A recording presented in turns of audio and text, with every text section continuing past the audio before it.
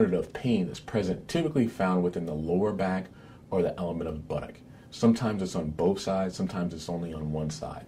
And what we're looking to do is to be able to clarify this from other entities that can cause you pain. Sometimes, as I've referenced before, you can have a disc bulge. You can have some joint problems like the facet arthropathy I talked to you about before. You can have spinal stenosis, which is that squeezing or that narrowing that's in place. This is a different entity itself. It's not having arthritis in your hip, but in a different type of joint. So I'm going to kind of describe to you initially where that pain might be felt and see if that's appropriate for you. But then on top of that, we're also going to give you a bit of clarification that's anatomical in relationship to where it's located and then what we can be able to do about it.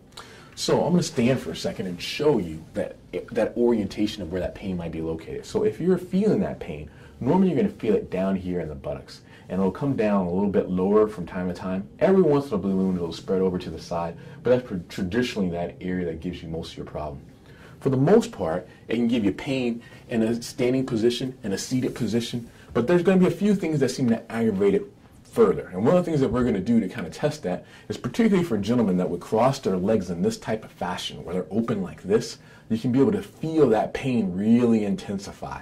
And so what we're going to do is actually I'm going to test you for that very type of motion, and I may have done so already, and you'll know whether that is actually causing you some issues or problems, and you say, you know what, that looks like it might be my issue. And we'll kind of give you a reason about what we would do next and how to be able to clarify that further.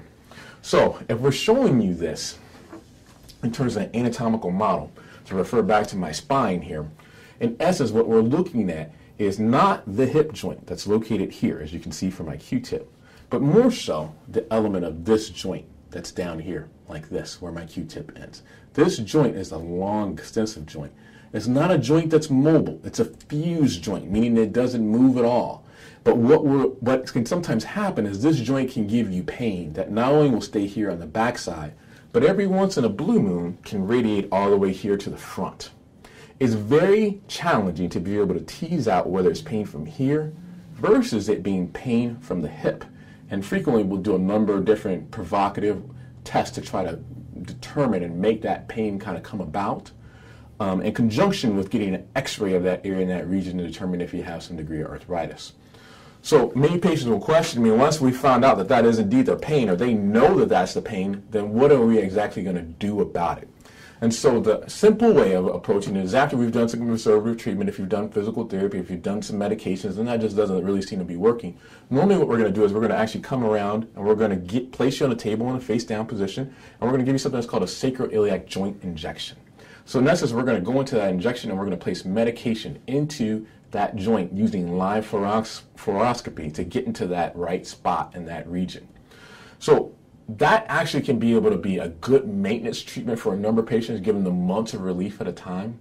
But if that wasn't something that would last for you indefinitely, what we're actually able to do is to treat that joint from a different perspective as a whole. And what that perspective entails is, normally when you're having pain, particularly from a joint, it has to do with there's nerve roots that come into that area in that region that can be, in essence, tricked or changed in terms of how they produce that signal that we recognize as pain. And so what we can do is to say, okay, you know what, fine, we can take a look at the nerves that come out from that area in that region, which basically populate these holes. And we can give a treatment to these nerves that are here that in essence supply that area of that joint.